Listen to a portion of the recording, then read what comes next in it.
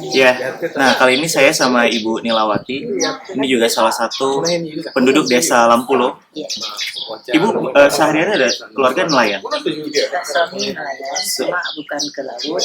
Beliau tukang buat kapal nelayan. Oh, dia pembuat kapal nelayan. Nah, Ibu, apa yang Ibu lihat? Pertama kan gempa, terjadi gempa. Ibu sempat melihat air laut naik gitu, Bu. Nah, ini ceritanya. Pagi-pagi itu kan sekitar jam 8 itu terjadinya gempa yang berkekuatan 9,3 skala. Itu lama gempanya kira-kira 8 menit. Saat di gempa itu sebelum gempa saya lagi mencuci baju di rumah. Selepas gempa kami pikir sudah tidak ada kejadian apa-apa, sudah aman. Lebih kurang ada 20 menit itu air sungai ini, kenapa saya bilang air sungai surut, karena suami kan bekerja di pinggir sungai. Jadi beliau setelah gempa melihatlah tempat kerja beliau, kapal-kapal beliau buat itu ada yang tumbang gitu kan. Saat itu airnya surut dari laut. Begitu surut dari pinggir pantai ke tengah laut itu surut airnya sekitar 500 meter. Jadi di sini kami punya pelabuhan ikan, banyak orang-orang jual beli ikan. Saat itu mereka melihat di pinggir pantai itu banyak ikan-ikan yang tergelebar. Pikir mereka rezeki. Ya. Ikan, begitu mereka melihat ke tengah laut, itu air sudah naik setinggi gunung, suaranya seperti pesawat mau terbang gemuruhnya. Jadi rumah saya ke sana lagi, ujung jalan inilah. Termasuk abang ipar saya jualan ikan. Beliau kan melihat air, jadi beliau lari, berteriak, lari, air laut naik. Sampailah beliau ke rumah. Saat beliau berteriak itu, kami pikir air pasang biasa. Keluar saya dari rumah, saya melihat arah ke sungai, karena dekat sungai. Air sudah naik setinggi pohon kelapa, itu macam seperti ular kobra. Saat Gini itu, jadi kebetulan ibu saya ada di depan rumah, anak saya 2 orang di depan rumah. Saya bilang, Ma, apa itu? Air laut naik. Jadi saat itu saya tapi saya nggak bisa jumpa sama yang waktu tetap saya lain jam 9 sekarang. Nanti saya melihatlah huru hara. Ibu cari anak cari ibu gitu kan. Ada jalan itu sudah banyak korban. Ada kecil yang jatuh dari gendongan ibunya, langsung dipijak-pijak sama orang lain. Datang mobil lagi digilas sama mobil itu. Banyak yang mati digilas mobil gitu. Tak ada yang peduli. Air belum datang, korban sudah banyak di jalan. Jadi saya lari bawa ibu saya. Setengah jalan ibu saya tak mampu lari lagi karena sudah tua. Mak lari, enggak, mama nggak sanggup lari. Kebetulan ada mobil pickup orang, mobil pickup belakang. Saya minta numpang. Walaupun sudah penuh sesak, saya bilang numpanglah, mama saya nggak mampu lari. Begitu berdiri mobil itu, saya langsung ibu saya itu naikkan ke belakang. Anak saya 2 orang naik. Saya duduk di depan, karena di depan baru 2 orang. Begitu saya buka pintu, naik, saya duduk di sini, langsung saya berpikir, ya Allah, kalau saya pintu mobil ini saya kunci, pasti dalam air nggak bisa buka. Itu udah pikir saya. Yang punya mobil, bapak yang punya mobil itu, nak kunci aja, saya tak peduli, nggak peduli. Jadi jalanlah mobilnya, kira-kira baru 2 meter, di belakang air. Di depan kira-kira 2 meter, langsung mobil kami naik itu digulung dalam air. Gulung terus.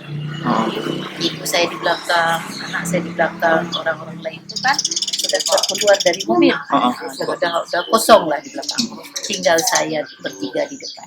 Kepala mobil masuk ke dalam air, penuh air.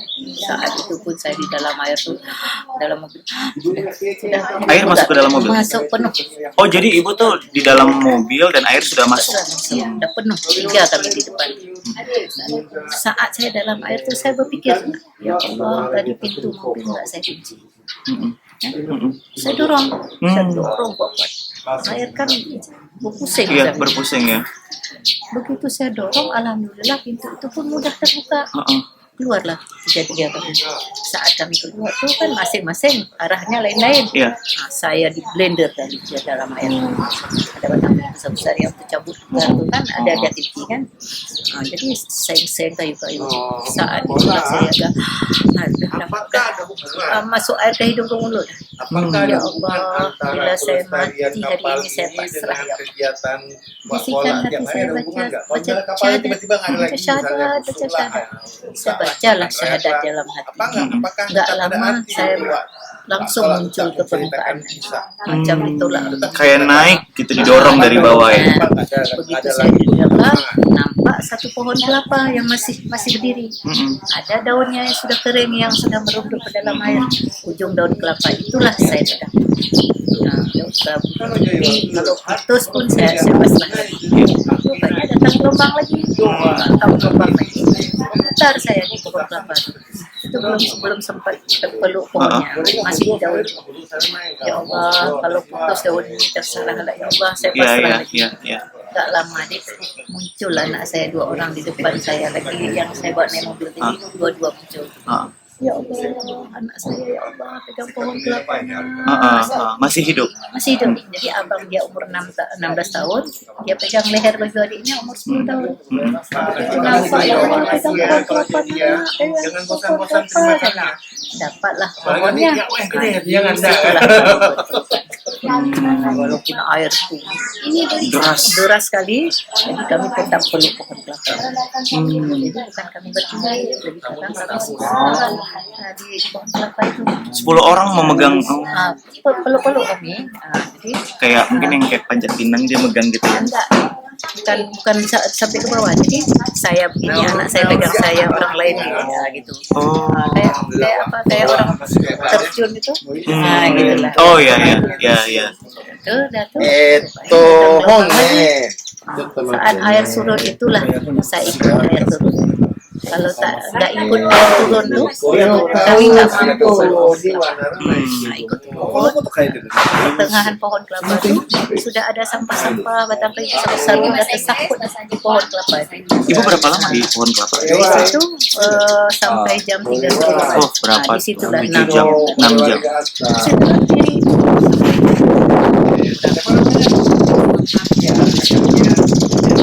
Cuma bisa kita bersama.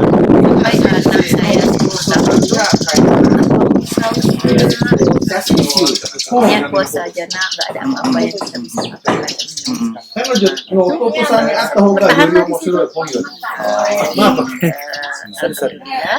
suami saya selamat.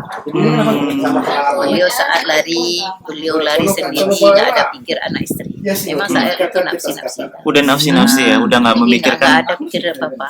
Jadi beliau selamat di atas atap rumah sekolah. Saat itu beliau sempatlah menolong seorang anak kecil umur 6 tahun. Duduk mereka di atas atap rumah sekolah. Jadi anak itulah yang mengingatkan suami saya. Ya, mungkin hari ini mama dan ayah saya nggak ada lagi. Saya ikut kakek aja boleh. Di situlah baru tersentak hati suami saya. Baru dia ingat anak istrinya.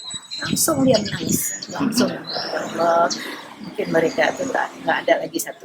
Jadi duduklah sambil menunggu air surut. Ada orang-orang yang hanyut di dekat-dekat atap rumah sekolah. Beliau bantulah, saling membantu saat itu, sehingga ada satu perempuan datang ke suami saya. Pak, ini anak kakak saya. Jadi ditanya sama anakku, kamu mau ikut saya apa mau ikut adik mama kamu? Dia pilihlah ikut makcik dia, kan? Jadi senanglah hati suami saya karena nggak ada beban lagi yang karena beliau kena seng juga, kaki beliau berdarah. Lihat air pun sudah mulai surut, beliau pun turun dari atas atap. Beliau doa lagi, ya Allah, jumpakanlah saya sama anak istri saya, walaupun mereka sudah jadi mayat. Jadi turun beliau jalan lebih kurang 30 menit beliau berjalan. Anak saya yang kehausan tuh melihat ayahnya lagi jalan. Mak, itu ayah, mak, ayah. Dia panggil. Saat dia panggil, beliau dengar. Ya Allah, ini suara ini nggak asing. Pasti ini suara anak saya. Begitu dia panggil lagi, saya lambai tangan. Begitu waktu saya lambaikan tangan, beliau melihatlah ada satu pohon kelapa, di situ banyak orang, termasuklah anak istri. Jadi beliau langsung sujud. Inilah mungkin balasanmu ya Allah, dengan saya menolong seorang anak kecil tadi, maka Allah langsung membalas anak istrinya di satu tempat. Jadi langsung beliau datang, langsung beliau menurunkan kami dari pohon kelapa. Jadi ibu yang saya bawa lari tadi, beliau nggak jumpa lagi, beliau langsung Hilang. Yang di mobil belakang juga banyak yang hilang. Ya, banyak yang Ibu tadinya banyak anggota keluarga yang hilang juga. kalau anak satu. Anak satu. saya itu yang nomor 3, Umur karena berapa, Bu? dia umur 14 tahun, karena dia arah lain dia lari, dia nggak jumpa. Jadi tuh kondisinya Bu, nafsi tadi meskipun tuh udah keluarga udah nggak mikir lagi gitu Nggak ya. ada mikir. Penting Diri sendiri. Diri sendiri. Ya. Bu, ada cerita ini nggak Bu? Setelah kejadian tsunami selesai, terus itu kan banyak mayat berkelimpang atau sebagainya, ada perasaan kayak mereka ada di sini atau sebagainya, ada nggak Bu? Kayak goib misalnya? Kalau saya pribadi, kayaknya Enggak ya. mereka pun nggak pernah dinampakkan, gitu kan? Ya, mimpi pun tidak. Jadi saya mimpi pun nggak. Tapi kondisi ini Ibu berapa tahun akhirnya bisa tinggal lagi ke rumah yang baik? Itu kan berapa lama tinggal di tenda sebagainya? Saya kebetulan nggak tinggal di tenda. Ada seorang orang kampung lain itu mungkin baik kepada saya kan. Jadi kebetulan saya membantu orang angkatan laut. Kebetulan mereka membuat rumah singgah anak yatim, anak yatim tsunami. Jadi kebetulan sisa-sisa dari mereka buat panti itu mereka kasih saya. Jadi saya buatlah rumah di depan orang yang baik itu. Rencana saya sewa tanah. Jadi yang punya tanah ini, Kak, nggak usah sewa tanah, buatlah rumah di depan saya. Rumah papa, rumah kamu bagus, saya bilang. Nggak apa-apa, buat terus rumah di depan. Jadi saya duduk di situ 2 tahun. Cuma saya mungkin tidur aja di sana.